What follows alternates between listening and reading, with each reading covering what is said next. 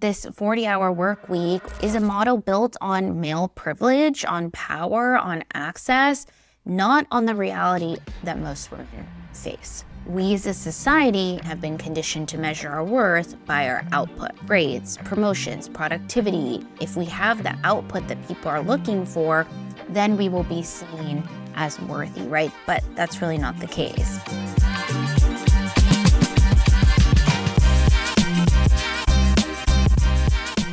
Hello, and welcome back to the Empower Her podcast. I saw an article recently about a CEO of a billion-dollar company who said, if you want to be successful, you have to work more than 40 hours a week. So this inspired today's episode. I also talked about this with my clients, and it was something that I was deeply thinking about because it just struck me as so interesting that someone would say this, and I was thinking about why, and it was causing a lot of anxiety in my clients. And so I wanted to sort of dissect this. On top of this, I also listened to previously a podcast episode with Emma Grede. She's, I believe, the chief product officer. She works at Skims and Good American with the Kardashians. So, she's very successful. She's super high up there. And she said something similar on the podcast as well. She said something along the lines of, if you want to have an extraordinary life, you have to work harder than the average person. So this is two different sentiments coming from two different people who are millionaires, billionaires. And while I respect their work ethic and I think what they're doing is great, I also think that we have to start being honest about what these statements really mean and who they actually apply to, okay? So in this episode, I really want to talk about redefining what success looks like, the myth of the 40-hour work week, especially for women, and that the idea that women can quote unquote have it all if they just work harder. Because the truth is, most of us as women who are super high achieving are trying to do the job of 5 people with none of the support system that those millionaires and billionaires have. So let's just start with the facts. The 40-hour work week was originally built for men who had wives at home. The wives were doing the cooking, the cleaning, managing the children, doing all the things. It wasn't built for women juggling their careers, emotional labor, family, self-growth. It wasn't made for that. The system wasn't designed for women, period, especially not modern women who are trying to build their careers, their relationships, their businesses, and their personal peace. So when a CEO says, oh, you just need to work harder, well, they're not wrong, but that applies to their lives, not all of ours, right? Those people who are CEOs and, C-suite and make millions and billions of dollars, they have staff, they have childcare, they have assistants, they have chefs. They have so much money that they can buy back their time. But for the average woman who, even if you're making, 6 figures, working harder actually becomes a recipe for exhaustion. And then we're not even talking about those women who have children who it's even more of. So, the myth is basically that if you're not hustling, you're not serious. If you want balance in your life and work-life balance, you're not ambitious. If you slow down, you'll fall behind. And, I've seen another media, CEO who also has a podcast talk about how, nowadays people don't want to work as hard, and people in interviews ask about work-life balance, and that's a turn off. And, I just think all the time, yeah, but those people are working salaried. They're not getting a piece of your business. Why would they work as hard as you? I never understood that sentiment, right? And so, again, we need to take these things into consideration. But really, these myths and what we're talking about is not true. And this 40-hour work week, or this intense work week, working even more than 40 hours, is a model built on male privilege, on power, on access, not on the reality that most women face.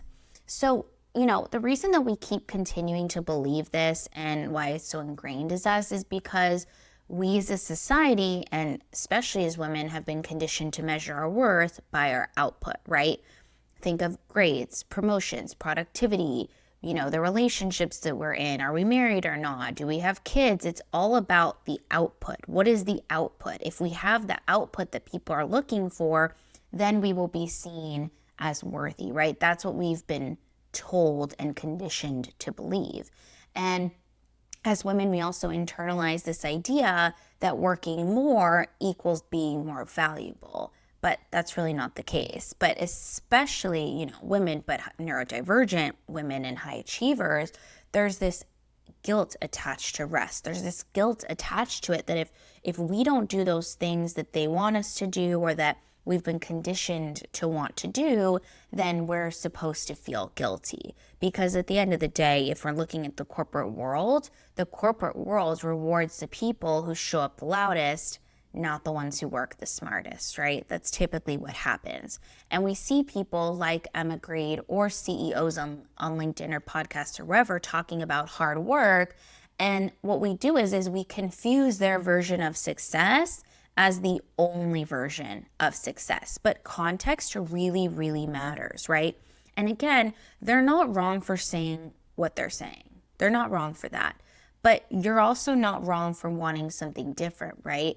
If your definition of extraordinary includes peace, health, freedom, working flexible hours, not having to focus on your job all day, that's still an extraordinary life, right? Just because Emma Grede thinks extraordinary means her version of, being in C-suite and making millions of dollars and having all of these things, that's not everyone's version. Not everyone wants to be C-suite and make millions of dollars and do that, right? If you're making $130,000 a year and they're making millions, should you be expected to work the same? Is Emma saying to you, who's making $130,000 a year, that you also need to work 60 hours a week for your $130,000 when she's making millions for her 60-hour work week? It just doesn't compute. It doesn't make sense, right? For you to give everything when you're not being given everything in return, right? She makes enough money so that she can pay for people to do things for her that we actually have to do ourselves. So it's not the same, and we shouldn't be comparing ourselves. So what does working hard, in quotes, actually mean?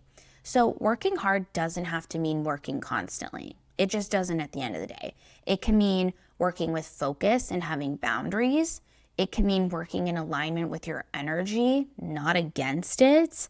It can be working smarter, creating systems that actually sustain you instead of deplete you. The truth is that every life requires effort, right? Regardless of the type of life you have and what you choose, it does require some sort of effort.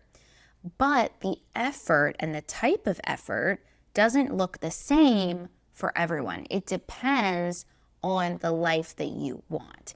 And, the people that are the loudest are often these millionaires and billionaires. And so we glorify it. We glorify that they say that they pull all-nighters or wake up at 4 a.m.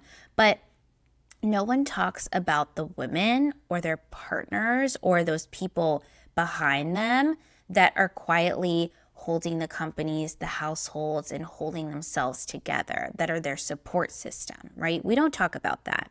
We just hear about them working 60, 80-hour weeks. That's all we hear. But hard work for one person could mean 80-hour work week. For another, it could be 30 deeply focused hours plus time for recovery. Neither of those things are wrong. Neither of those things are bad. And neither of those different aspects are dependent on your worth. You're worthy no matter how much you work. So you have to decide at the end of the day what extraordinary means to you and what extraordinary costs and what it's worth, right? And again, let's not forget that most of us are not on the level of those multimillionaires and billionaires. That's not often us, right? I always say, if I could fly private everywhere, charter $1 million yachts, buy as many Birkins if I wanted to, yeah, I would work 60, 80-hour weeks, because then I wouldn't have to cook and clean, and I wouldn't have to manage kids at home, and I could have people do everything for me. So every, waking hour that I had besides working, I could just spend on those few things that I really want to, like with my husband, or if I have kids with them, or whatever it is. But that's not the case. I'm not flying private. I'm not chartering $1 million yachts yet.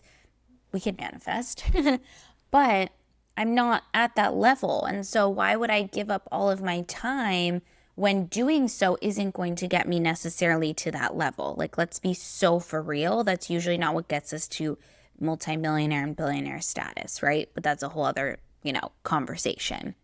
We have to remember that when we're looking at these people's lives is we need to look at them holistically and stop comparing ourselves, because these people can write these articles, but it's not practical advice. It's not sustainable, and especially not for women. So, I want to just redefine what it means specifically for women to have it all, because I think this is really where the conversation comes down to is like, can you have it all? Should you have it all, especially as women? And I truly believe there's the phrase that a woman can have it all, just not all at once. I believe in that. And I also believe that having it all doesn't look the same for everyone else. The goal is to have balance. The goal is to be aligned. There will be seasons in your life of building, and there will be seasons of being, right? If you're a woman who, just as an example for myself, I'm very career oriented. I also do want kids someday. And when I have kids, I probably, especially when I'm like, they're little and whatever, I won't be able to work as much as I'm working now. So now I'm in a season of working a lot because I have the time and energy. Maybe down the road when I have kids, I won't be in that energy. I'll be in a mom energy and doing less with my time, but being more efficient, right?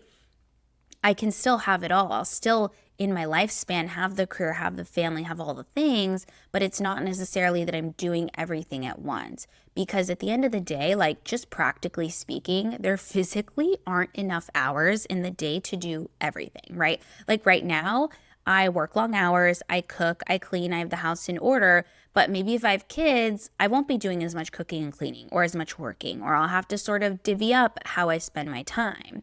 And that's okay, because there's a limited amount of hours in the day and I have to use my energy in the right ways.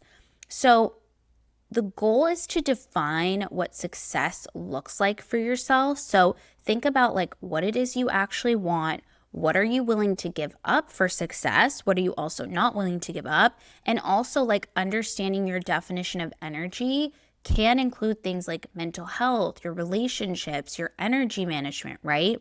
And again, maybe the version of success for you looks like being home for dinner every night and building a meaningful career. Maybe for someone else, it is working 80 hours a week and, not really doing a lot at home and spending that money that you make on support, right? Maybe for you, it's scaling to 7 figures and taking Friday off. Maybe it's making enough money to live comfortably and enjoy your life. There is no one size fits all model. And this is what I want to encourage is like, okay, we can watch these articles and read these articles and watch these podcast episodes, and it can be inspirational and interesting to see into people's lives, but there's no one size fits all model. We can't compare ourselves to other people. And really the most radical thing you can do is define what enough and success looks like for yourself. And again, like this goes back to the worthiness piece is you don't have to work yourself into the ground to prove your worth. You don't have to mimic billionaires and multimillionaires to be successful. And you don't have to have it all at once. You don't. And that's absolutely okay. It doesn't make you any less of a person or any less worthy. So the goal is really to define what extraordinary and successful means to you and build your life around that, not someone else's playbook. So as always, I have some reflection prompts that I want to share with you all. So grab a paper and a pen or write it in your phone. These are the reflection prompts for this week. The first one is, what version of success am I chasing and who taught me to want it?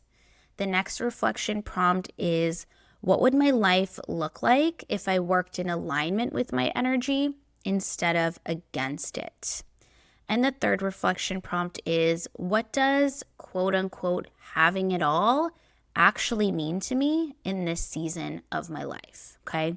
And you can build an extraordinary life. You can be successful. You can have all the things you want, but it doesn't have to look like everyone else's. It just has to feel authentic to you and what it is that you actually want. Okay?